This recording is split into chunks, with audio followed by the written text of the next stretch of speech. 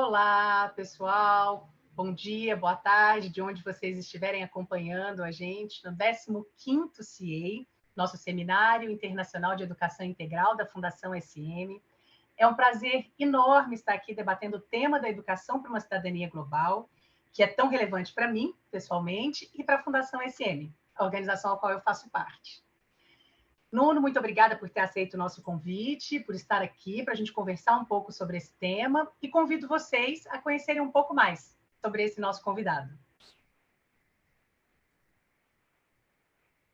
Nuno Crato, Portugal. Profesor de Matemáticas y Estadística en la Universidad de Lisboa. Es el actual presidente de Iniciativa Educação, una organización sin fines de lucro que fomenta la educación de los estudiantes. Fue ministro de Educación y Ciencias de Portugal de 2011 a 2015. Recientemente publicó Improving a Country's Education, PISA 2018, Results in 10 Countries. Es organizador y fundador de Economía y Estadística de la Educación de Lisboa.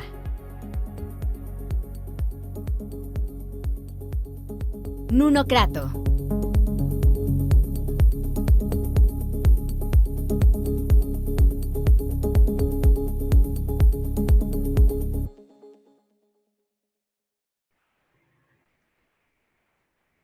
Bom, agora que vocês já conhecem um pouco mais do Nuno, bom, eu vou começar aqui com uma provocação, Nuno, para a gente iniciarmos essa conversa. Acho que a gente tem, quando a gente fala de cidadania, uma educação para uma cidadania global, a gente tem que entender o contexto que a gente vive, né? A gente está num mundo muito imprevisível, que as mudanças estão acontecendo de forma muito rápida e os nossos desafios que a gente vive são cada vez mais complexos.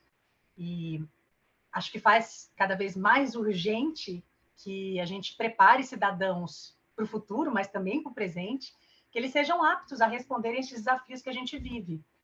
A gente já tem alguns que a gente sabe que já estão aí, como uma crise climática, mesmo essa pandemia, essa crise sanitária que a gente está vivendo, e a gente ainda tem muitos que estão por vir, muitos que a gente ainda nem consegue prever. E quando a gente pensa numa cidadania global, a gente está remetendo a essa ideia dessa integração, esse entendimento de que todos nós temos direitos e responsabilidades, independente da nação, do local onde a gente vive, e que esses nossos desafios estão todos interligados, né? É um conceito mesmo de humanidade que a gente trabalha. E entender, que esses recursos são limitados, que não existe o fora, somos todos um nessa dimensão, faz com que a gente reflita, essa necessidade mesmo de pensar uma educação que contemple, que aborde essas questões.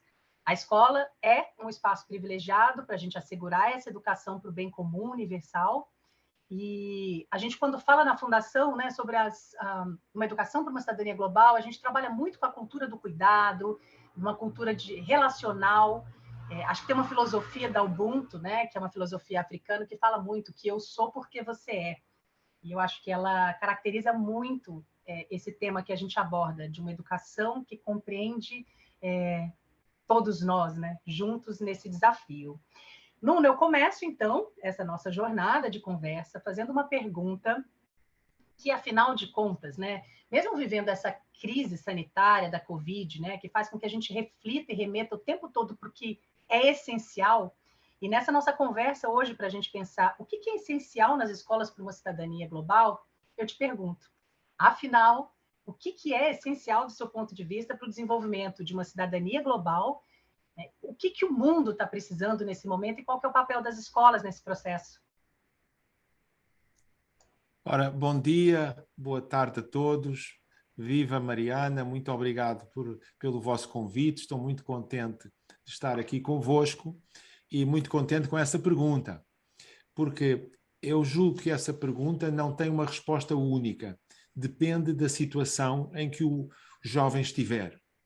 E há muitos jovens que, infelizmente, não têm ainda a formação básica em leitura, em matemática elementar, um pouco de história, um pouco de ciências, não têm ainda a formação básica de começo que lhes permita desenvolver outras capacidades que são extremamente importantes para o nosso mundo. E eu gostaria precisamente de falar sobre isso e dar atenção especial a uma dessas ferramentas essenciais que, infelizmente, muitos jovens ainda não dominam, e que é a leitura. Quando falo de leitura escrita. Então, agora vou começar a apresentação.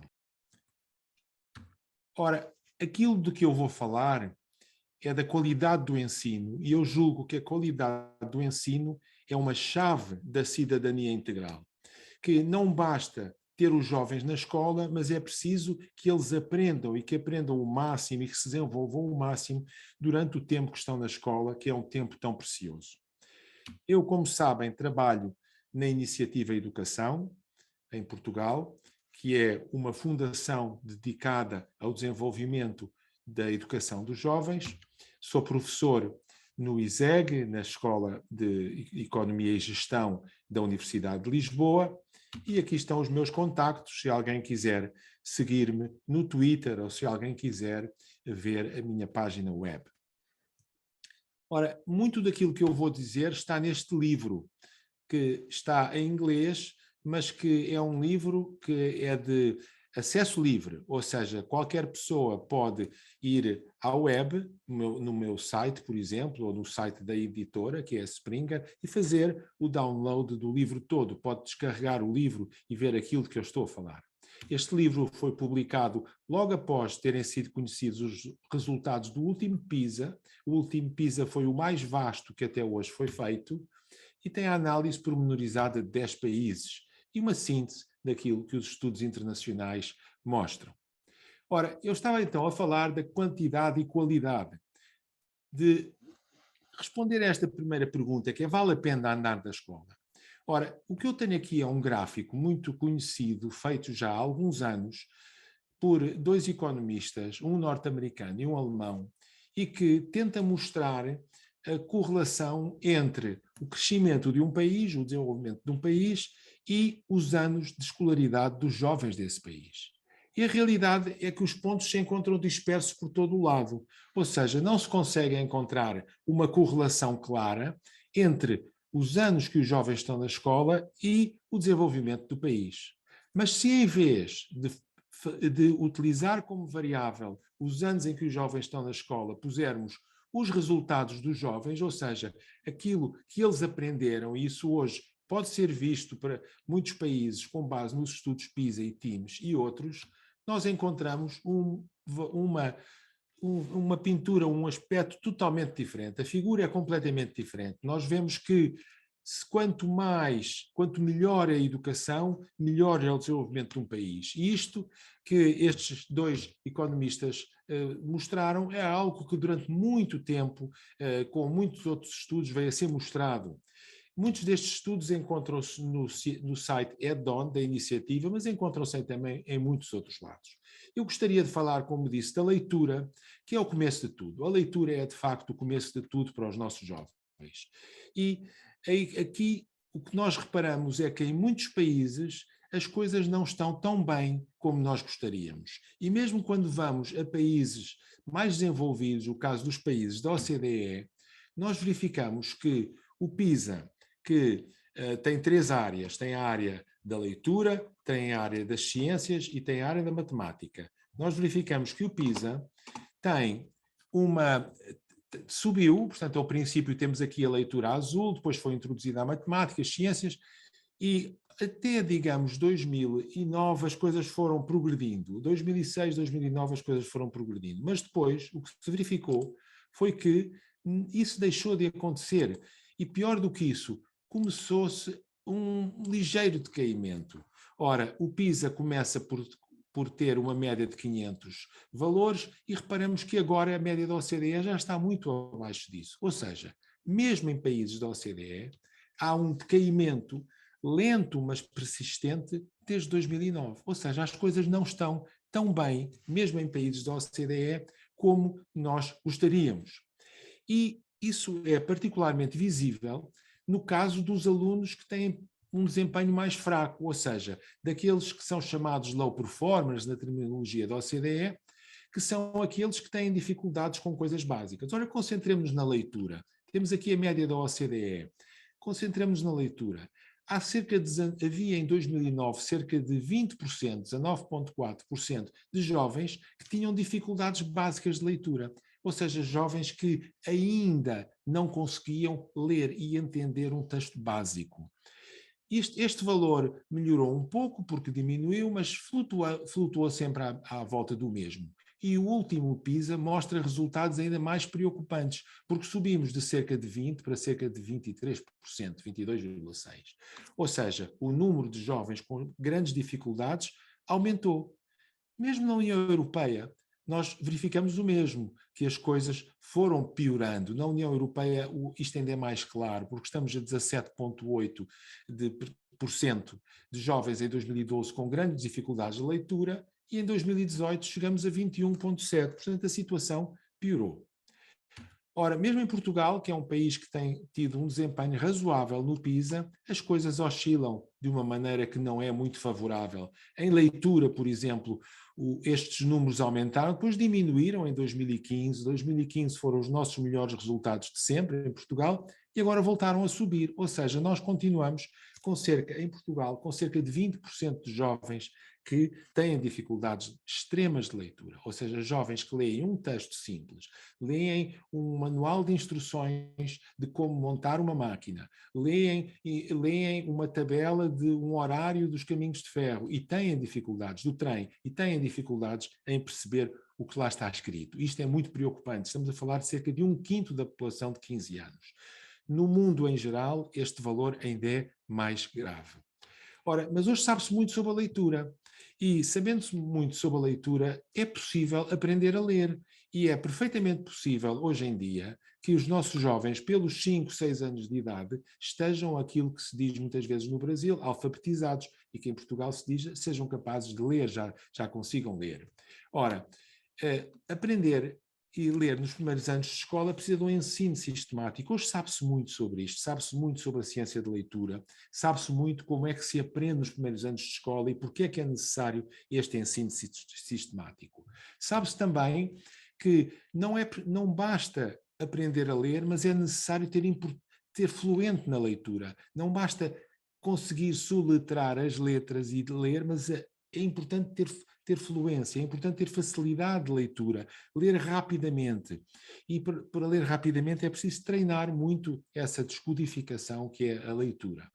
Ora, mas isso não basta. Mesmo aqueles que muitas vezes leem muito bem, às vezes não conseguem perceber o que se passa. Porquê? Porque a leitura não é só a descodificação das letras que estão escritas no papel, das letras, sílabas, palavras, etc., mas é também a compreensão do significado. E para a compreensão do significado nós temos aqui um conjunto de fios, um conjunto de linhas que nos dizem como é que nós conseguimos melhorar na leitura. Ora, o que acontece é preciso saber descodificar, primeiro fator, depois é preciso conhecer a estrutura verbal, a estrutura sintática da língua, por isso é tão importante que os jovens leiam, que se fale com os jovens, que os jovens leiam bons textos, que os jovens tenham contacto com a língua de uma forma mais avançada. Muitas vezes os pais falam de uma maneira um pouco neném, um pouco abebezada, como dizemos em Portugal, com as crianças, e é preciso ter uma linguagem correta com as crianças o melhor possível. E aqui nós vemos que há famílias que têm mais dificuldades nisso e, portanto, mais uma vez, como sempre, aqueles que têm uma situação económica mais desfavorecida são aqueles que têm mais dificuldades. Mas, portanto, é necessário que os jovens leiam e leiam bastante. Um problema que se discute muitas vezes é quem lê mais lê melhor ou quem lê melhor lê mais? Ora, as coisas vão nos dois sentidos. Numa primeira etapa, não se lê por prazer, mas vai-se lendo e vai-se começando a ganhar prazer à medida que se tem fluência na leitura. E aí sim, quando se tem fluência na leitura e a leitura é simples, aí o prazer é muito importante para ler. Mas nem tudo o que se lê é o mesmo. Há coisas que, quando se lê, que são mais importantes para ler do que outras. E aqui, quem gosta de literatura tem boas notícias na base dos estudos mais recentes, nomeadamente dos estudos que foram feitos com base nos dados do PISA. E esses estudos mostraram que o mais importante para os jovens desenvolverem a sua capacidade de leitura e, portanto, a sua capacidade de compreensão do mundo, é ler textos longos, textos mais complexos. E aqui a ficção é o mais importante. A ficção, estamos a falar de pequenos contos, de novelas, de romances. Repare-se este gráfico aqui que mostra como os jovens que leem várias vezes por semana ficção são aqueles que têm uma maior capacidade de leitura. Bem, mas a qualidade de leitura não é só por ela, não é só para conhecer o mundo, é também para ter qualidade na matemática, para poder ser capaz de perceber os problemas matemáticos, para ser capaz de desenvolver a aritmética, a geometria básica, tudo aquilo que nós hoje sabemos que é tão importante para o cidadão bem informado. E nós sabemos que estes dois aspectos, a capacidade de leitura e a capacidade de raciocínio quantitativo, são fundamentais para os jovens de hoje. E é um conjunto interligado de aspectos. Ora, todos estes textos que eu aqui mostrei são textos que estão no site Edon da Iniciativa Educação e que estão em português e em inglês, também existe em inglês. Mas são exemplo de coisas que são tão importantes na leitura e na matemática que são decisivas para a formação inicial dos jovens. Mas, claro, não podemos parar aí. A leitura é o começo e depois é preciso não parar. Ou seja, é preciso aprender mais línguas, que é para que todos possamos ter uma visão do mundo um pouco diferente, começar a perceber o outro. O outro não é só o outro da nossa escola, não é só o outro da outra cidade, é o outro de outros países.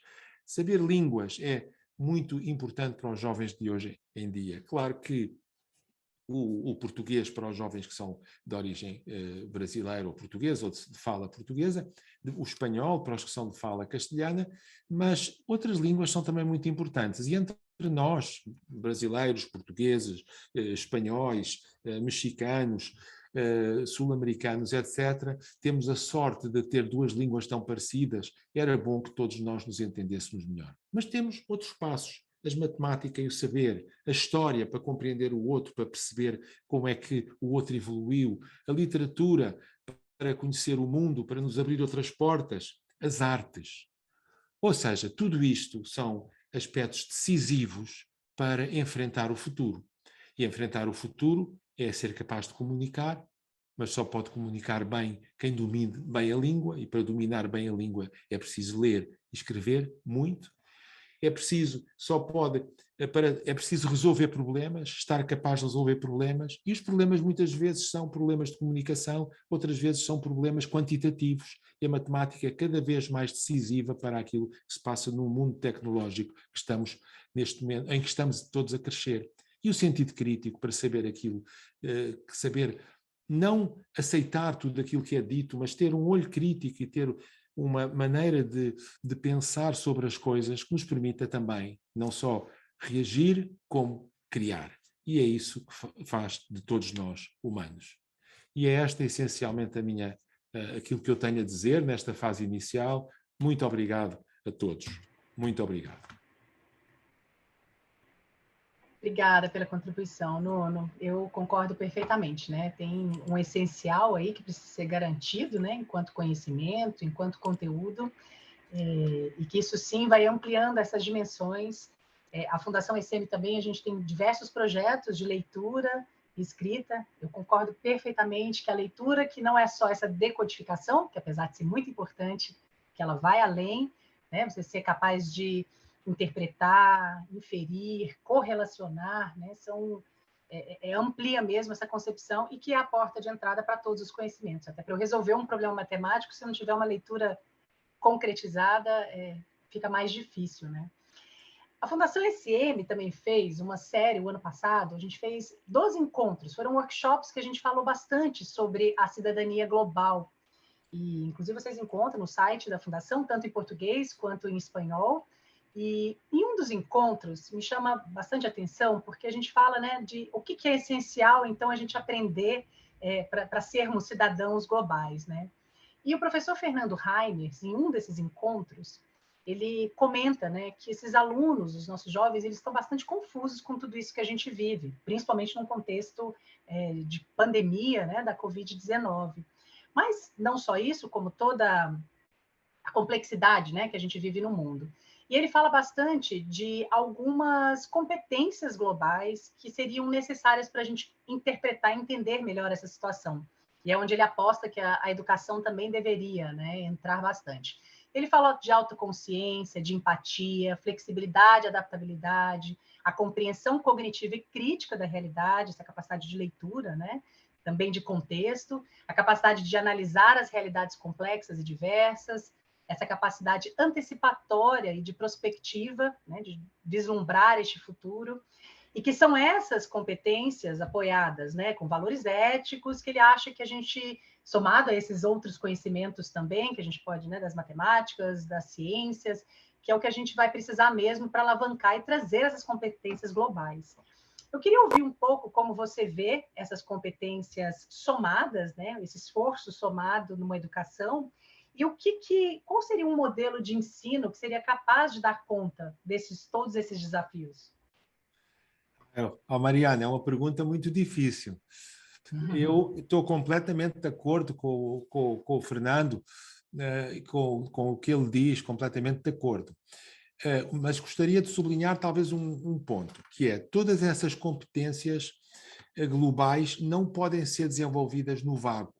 Não pode, quer dizer, nós temos que desenvolver sentido crítico, mas nos jovens, por exemplo, para dar este exemplo, que é um exemplo muito, muito conhecido, nós temos que desenvolver sentido crítico nos jovens, mas desenvolver sentido crítico não é dizer aos jovens, sejam críticos sobre tudo, contestem tudo, não é dizer isso.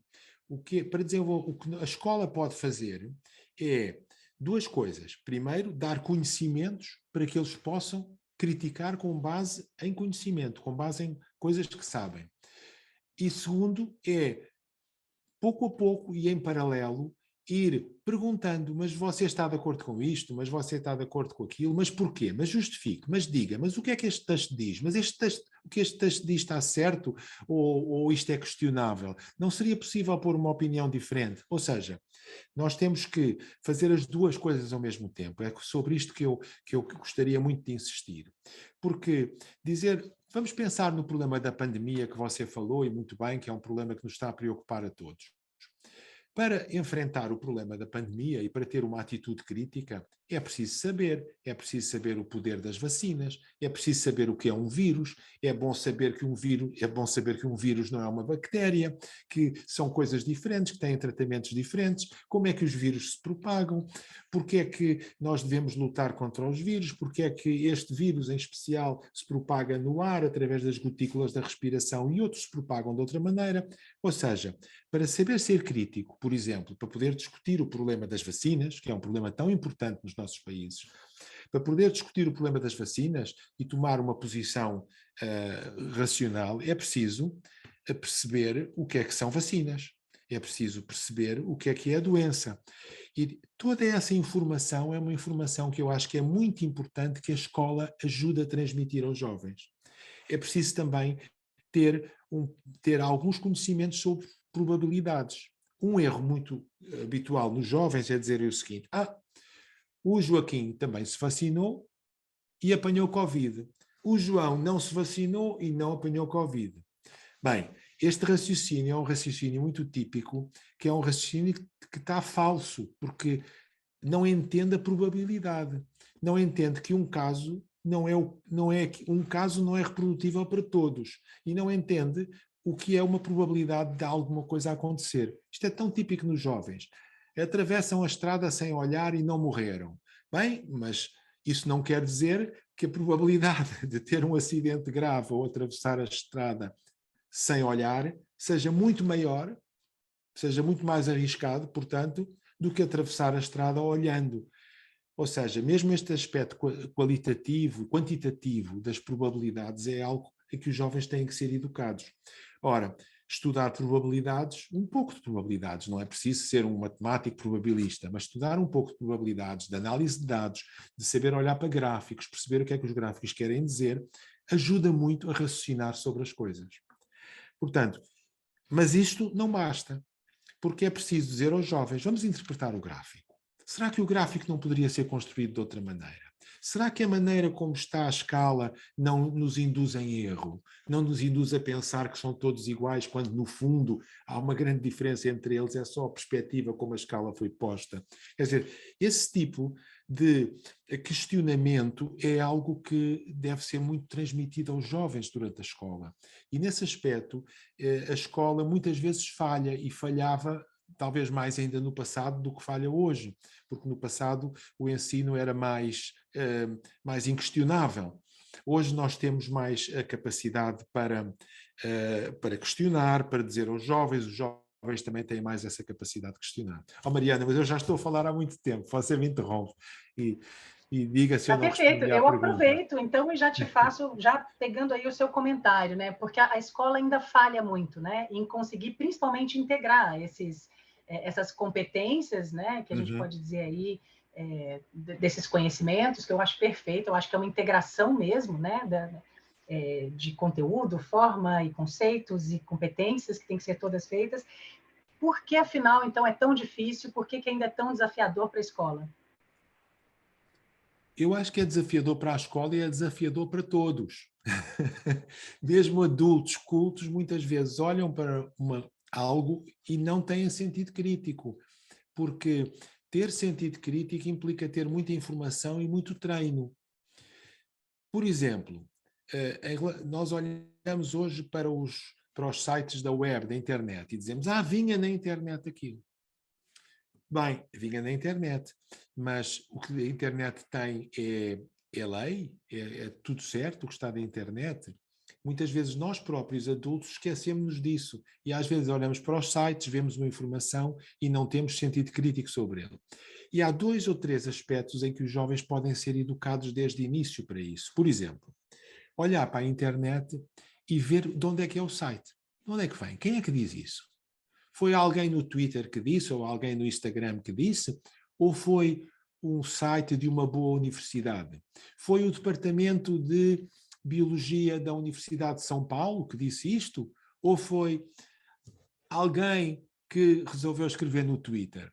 Portanto, olhar para a fonte.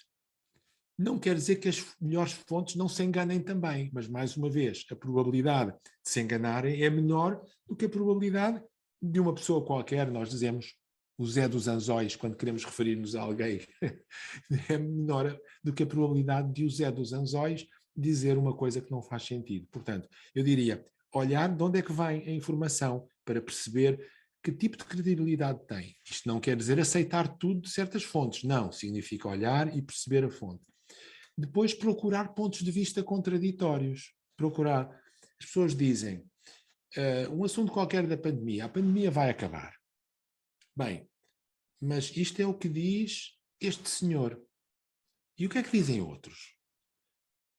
Olhar e perceber que o mundo é contraditório, que os adultos também se enganam, que os adultos também discutem, que os adultos também, muitas vezes, não têm as certezas das coisas.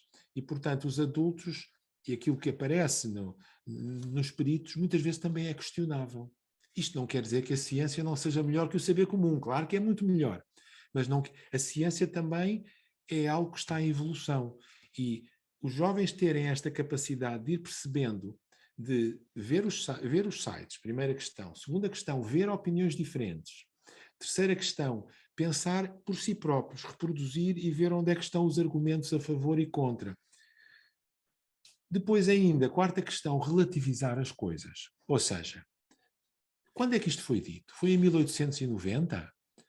Bem, então na altura talvez eles soubessem menos sobre isto do que sabemos nós hoje.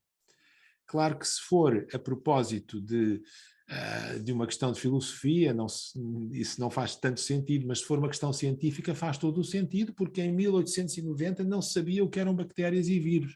Não é? E às vezes os jovens não têm bem esta noção de que a ciência evoluiu muito. Não é? Os antibióticos, a penicilina, é algo do tempo da Segunda Grande Guerra. Portanto, o mundo evoluiu muito e nós temos que perceber aquilo em que se situa. Enfim, são alguns dos aspectos em que eu julgo que a escola poderia ter um papel mais ativo de estar a questionar os jovens e estar a dizer aos jovens, olhem para a informação, não aceitem tudo o que vos é dito, contrastem a informação. Ora, muitas vezes nós na escola, desculpa eu continuar aqui a falar, Mariana, mas você me interrompe, está bem? Ora, muitas vezes na escola os jovens não estão habituados a este exercício, é algo que o professor a professora deve fazer, não é? Acho eu, que é o exercício de dizer assim, olha, isto é o que isto aqui diz, mas vai procurar outra informação sobre isto a ver se isto está certo, do teu ponto de vista, o que é que consegue chegar. Para o aluno procurar ele próprio, o jovem procurar ele próprio, começar a questionar e a construir para si próprio as coisas de maneira mais sólida. Não sei, isto são algumas recomendações gerais, mas penso que são muito importantes para as escolas, julgo eu. Ah, perfeito. Isso dialoga muito. A Unesco tem um guia que eles colocam, que são dimensões conceituais básicas de uma educação para uma cidadania global. E eles falam muito disso, né? Dessa dimensão cognitiva que você tem uma aquisição do conhecimento, compreende o pensamento crítico, né? Você consegue entender essas questões do que é local, do que é global. Você tem uma dimensão que eles colocam como socioemocional, que aí você tem com esse sentimento de pertencer a uma humanidade, você com empatia, solidariedade, respeito, a diversidade, né? Que é mais emocional, e tem essa dimensão comportamental. Oi? Também se educa, não é? Quer dizer, respeitar o outro também é algo que se educa na escola, em que a escola pode ter um papel e deve ter um papel. Mas desculpe, Mariana, você interrompia. Não, é isso, exatamente. E a escola tem um papel também, né, desse exercício. E também, eu concordo também quando você diz que a gente também ficar também só nesse nível, né, do pensamento. Acho que aqui também a Unesco coloca nessas recomendações que tem a comportamental, que é a minha capacidade também de atuar efetivamente, né, eu fazer parte dessa transformação. E aí, quando você coloca do papel da escola, eu concordo que o papel do professor, da escola, ela é muito importante, mas sozinha a escola também não dá conta disso, né? A gente tem que ter um sistema que ele precisa se adaptar para formar esse indivíduo que são capazes de transformar esse mundo. Inclusive um currículo, né? Que ele esteja mais coerente com os objetivos de desenvolvimento sustentável, com a Declaração Universal de Direitos Humanos. Como você vê isso, enquanto políticas públicas, né? Para também não ficar só no papel da escola. Como isso se estrutura para a gente garantir? Você também que já teve a sua experiência, né? A nível país. A Hillary Clinton tem um livro que se chama mais ou menos o seguinte: It Needs a Village. Não me lembro exatamente o título, mas o título é preciso toda uma aldeia para educar uma criança. Ou seja, eu acho que é um bom título e acho que é uma boa ideia, que não é só dela, muita gente tem dito e o que me parece que é importante. Porque se o jovem na escola vê uma coisa e cá fora tudo é outra, também o jovem fica um pouco limitado, não é? Portanto, toda a sociedade tem que ter esse papel de educar o jovem. São coisas que vão sendo feitas aos poucos. Agora, a escola tem um papel essencial. E isto tudo isto que eu tenho estado a falar sobre o conhecimento científico, a capacidade de ouvir diferentes pontos de vista, é algo que também educa desse ponto de vista que você está falando, que é algo que também leva ao jovem a perceber que, às vezes, ter certezas absolutas não é uma boa ideia e que as coisas são questionáveis. Ora, muita gente diz, por exemplo, nada mais democrático do que a ciência. Ou seja, a ciência não é só a ciência, ou conhecer a ciência, ou conhecer a evolução da ciência e dos factos, nós estamos também a perceber que os homens falham, os homens e as mulheres, não é? Nós falhamos. O nosso conhecimento também falha. Isso dá-nos uma modéstia. E dá-nos outra coisa, dá-nos uma apreciação pela necessidade do diálogo e pela necessidade da crítica. E perceber que a crítica não significa o ataque. A crítica significa tentarmos todos melhorar. Às vezes sofremos quando somos criticados porque, enfim, sentimos-nos um pouco ofendidos.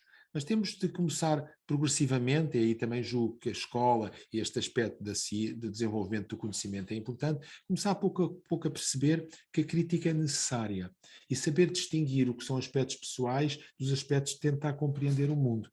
Julgo que isto também é importante, Mariana, e que também ajuda àquilo que você está dizendo, não é? E o papel das políticas públicas nesse processo, para a gente garantir que isso aconteça? Bem, há muitas políticas públicas. Aqui há uma discussão também, porque por vezes atribuem-se mais coisas à escola do que a escola pode fazer. E a escola, claro que a escola deve fazer muitas coisas, mas a escola, sobretudo, e volto ao essencial daquilo que eu disse ao princípio, a escola não pode falhar no essencial. Ou seja, a escola não pode falhar na alfabetização das crianças na idade própria, 5, 6, 7 anos. 6 anos a criança já deve saber ler em qualquer país do mundo, qualquer que seja a língua, qualquer que seja a escrita. Depois, a leitura fluente, o conhecimento do mundo, a discussão dos textos, tudo isso é muito importante. E aí a escola não pode falhar. E por isso é que eu fico muito preocupado quando se olha para estes números que eu mostrei e se vê que a Europa, por exemplo, que se preza por ser talvez o sítio mais avançado do mundo, ou pelo menos considera-se, ou pelo menos muitos europeus consideram, tem ainda 1/5 dos jovens com dificuldades extremas de leitura. E por isso a escola não pode falhar. Eu diria que isto é de facto muito importante e a escola tem muitos papéis, mas não pode falhar no essencial. Deixe-me só, Mariana, deixe-me só completar isto, porque às vezes eu falo disto, eu sou uma pessoa que estudou matemática e ciências, estudei muito física também, e portanto gosto muito de ciência. E às vezes sou um bocado enviesado nestas discussões. Mas eu acho que também há um papel muito democrático e muito importante de outras áreas, da arte. Da pessoa perceber que está a exprimir uma coisa de uma maneira diferente, que tem o direito de exprimir, tem o direito a ser diferente, tem o direito a fazer uma pintura, ou uma peça de teatro, ou uma obra de arte que o outro não entende, mas ele tem direito de fazer, e eu vou tentar entender o que é que ele quer dizer com isso, vou tentar entender. E outras áreas, as ciências sociais e as humanidades, a filosofia. A filosofia e tudo aquilo que tem a ver com o sentido da discussão, eu acho que é extremamente importante, porque a filosofia dá-nos, e as humanidades dão-nos em geral, esta ideia que é o direito de ser diferente, que é algo tão importante na nossa sociedade, por vezes se esquece. O direito de discordar. O direito que os filósofos, a leitura dos textos filosóficos, mesmo dos gregos antigos, é fantástica nesse aspecto, porque diz-nos: há um homem que está a defender ali uma coisa muito esquisita, muito estranha, mas ele tem o direito de o fazer. Ele está a argumentar. Vamos ouvir o argumento dele. Eu acho que isto também é algo muito democrático, ou seja, onde é que eu quero chegar? Eu quero chegar sempre mais ou menos ao mesmo, que é a cultura, o conhecimento são essencialmente, quando encarados deste ponto de vista, algo muito democrático e algo muito humano. E esse sentido da humanidade nós devemos transmitir na escola também. Perfeito, concordo perfeitamente que a gente não pode perder essa dimensão da diversidade, que somos plurais, né? E que nessas diferenças também a gente se completa, de que quando a gente fala de uma educação integral, a gente está falando das diversas dimensões do sujeito, né? É essa integração dessa visão mesmo, que ela é ampliada, né? Eu acho que ela é muito potente. E concordo que, né, as escolas realmente têm um papel muito importante. Acho que para a gente garantir essa equidade, você começou a sua fala falando uma coisa muito interessante do meu ponto de vista, que é a gente... que não existe uma resposta única para tudo isso que a gente está debatendo, com certeza, eu acho que são visões, e que, a depender de onde esse jovem está e as condições que ele está submetido, também impactam, né, nesse resultado. E aí, quando a gente fala também de uma promoção de uma equidade para garantir esses diversos lugares, a gente tem diversos países aqui participando com a gente, né? Então, de políticas públicas, de estrutura, de condições são muito diversas. E eu acho que, enquanto políticas públicas, também a gente assegurar que essas equidades aconteçam, promovam e desenvolvemos os sujeitos de forma integral, elas realmente são muito importantes. E aí, ainda nesse papel da escola, né, a gente vai avançando aqui no tempo, também uma pergunta que não tem uma única resposta, mas para a gente já ir aqui, né, encerrando, para a gente colocar isso em prática, essa capacidade né, da escola colocar isso em prática, que é tão desafiador, como que você acha assim, que a gente incorporaria isso num currículo escolar, né, para a gente garantir que tem essa educação para uma cidadania global, né, e não perder também as dimensões que você trouxe tão importantes, né, de certos conteúdos também que precisam ser garantidos? Como que você vê esse desafio do currículo para a escola dar conta disso? É um problema difícil, é uma questão difícil, Mariana. Deixe-me só dizer-lhe uma coisa que eu me lembrei agora. Vocês falam em cidadania global. Nós temos um grande pensador português, que foi o Bento Jesus Caraça, que era um matemático, e que tem um texto fundamental chamado Para uma Cultura Integral do Indivíduo. Ora, isto foi nos anos totalitários, foi nos anos 30, 40, que ele batalhou muito pela cultura integral do indivíduo, e ele dizia exatamente isto que nós estamos a dizer. Ele, matemático, dizia que era preciso respeitar as artes, respeitar a filosofia, respeitar a cultura, respeitar a literatura, tudo isso. Agora, a pergunta que você me põe é uma pergunta muito importante. Eu penso que aqui temos que ter peso e medida, temos que ter um equilíbrio aqui, porque nós não podemos tratar só os conteúdos, esquecendo esta dimensão de desenvolvimento pessoal, desenvolvimento crítico, de capacidade de pensar.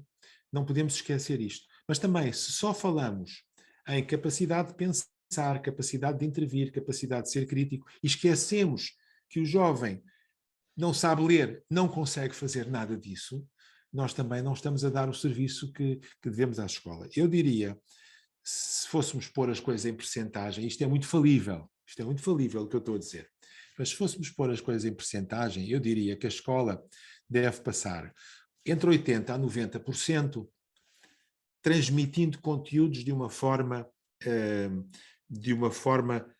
que leve os jovens a desenvolver a sua compreensão desses conteúdos e a ligação entre os conteúdos. E, digamos, entre 10% a 20% a falar de capacidades em geral. Isto é questionável o que eu estou a dizer. Pode-se dizer, não é nada disso, é meio metade, é outra coisa qualquer. Enfim, é para eu dar uma ideia. Porque as pessoas, nós não podemos pensar que é fácil que as pessoas tenham um sentido crítico sobre as coisas. Não podemos pensar que é fácil. Mesmo nós, que somos adultos e que estamos a falar disso todos os dias, às vezes somos apanhados e dizemos, ei, que estúpido que eu estou a ser. Estou a pensar muito mal nisto, nunca pensei nisto. Portanto, nós próprios muitas vezes não temos essa capacidade de compreensão, de aplicação das coisas. De aplicação. Não temos. Portanto, também não é uma coisa que seja muito fácil. É uma coisa que precisa de um trabalho constante na escola. E o trabalho constante na escola deve ser o professor levar os jovens a crescerem dentro da compreensão do mundo, tudo, leitura, matemática, ciências, astronomia, história, tudo, crescerem na compreensão do mundo, mas ao mesmo tempo que crescem nessa compreensão do mundo, serem capazes de fazer ligações entre as coisas, serem capazes de pôr as coisas em causa, serem capazes de aceitar que de facto há pontos de vista diferentes. Aceitar que apesar de haver pontos de vista diferentes, às vezes uns são mais fundamentados que outros. Há coisas que estão mais certas do que outras, muitas vezes. Portanto, não é só, é tudo diferente. Não, há pontos de vista diferentes, mas há uns que estão mais sólidos do que outros e nós vamos progredindo, substituindo aquilo que está menos sólido por aquilo que está mais sólido, não é? E assim é que se progride e que se cresce. Portanto, todo esse trabalho a escola deve fazer. Não é fácil, não é fácil. E há um risco nisto. Eu acho que nós todos devemos estar conscientes desse risco. O risco é que, muitas vezes, para fazer aplicações, para estabelecer ligações, para desenvolver o sentido crítico, se esquece o conhecimento. Também é um risco. E, portanto, nós temos aqui um equilíbrio que é muito difícil. Eu, em termos de políticas públicas, diria que é da responsabilidade do Estado ou dos Estados. O Brasil é um caso diferente, o México é um caso diferente, porque são países muito grandes, com Estados diferentes, mas é da responsabilidade do Estado, em geral, liderar a educação no sentido de apontar para um currículo ambicioso, de apontar para um currículo estruturado, de dar essas metas desse currículo de forma a que os autores de manuais escolares, a que os professores se possam orientar, de forma também que a avaliação que seja feita depois no nacional tenha uma base de referência. Eu acho que isso é absolutamente fundamental, porque fazer um currículo é difícil. Eu ensino há não sei quantos anos, mais anos do que aquilo que eu quero confessar, há muitos anos que ensino matemática e probabilidades. Se me mandassem construir um currículo de matemática, ou currículo de probabilidades, por exemplo, para o primeiro ano da faculdade, Eu demoraria algum tempo. Eu demoraria bastante tempo e, naturalmente, não ficaria tão bem, tão bom, tão bem feito, como outros currículos que algumas equipas já fizeram. Portanto, não pensemos que é fácil a um professor, por mais experiente que o professor seja, eu quando falo professor, professora, eu sei que a maioria são professoras, mas não é fácil fazer um currículo. Não é nada fácil, é uma coisa difícil. E é da responsabilidade da política pública apontar para um currículo ambicioso e bem estruturado que ajude os professores e os alunos a prosseguir.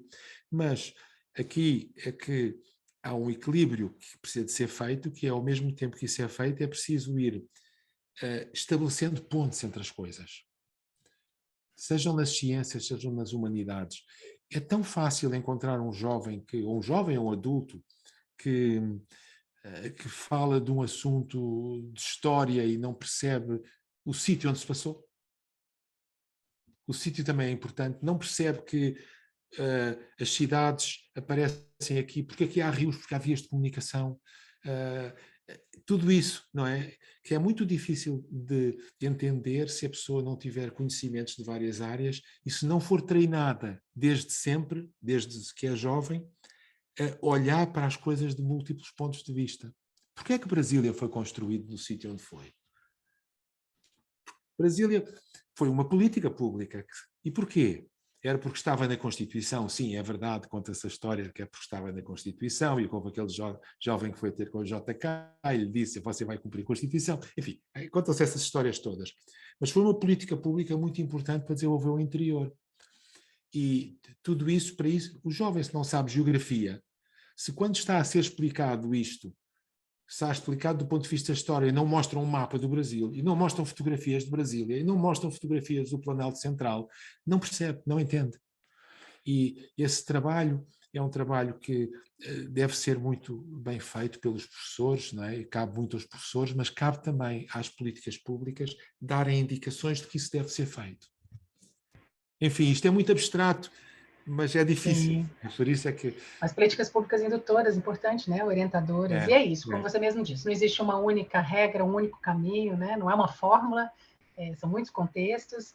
E, bom, um papo aqui que a gente poderia ficar muito mais tempo, mas a gente já está encerrando o tempo da nossa jornada. Eu quero agradecer muito pela sua participação, pela sua colaboração.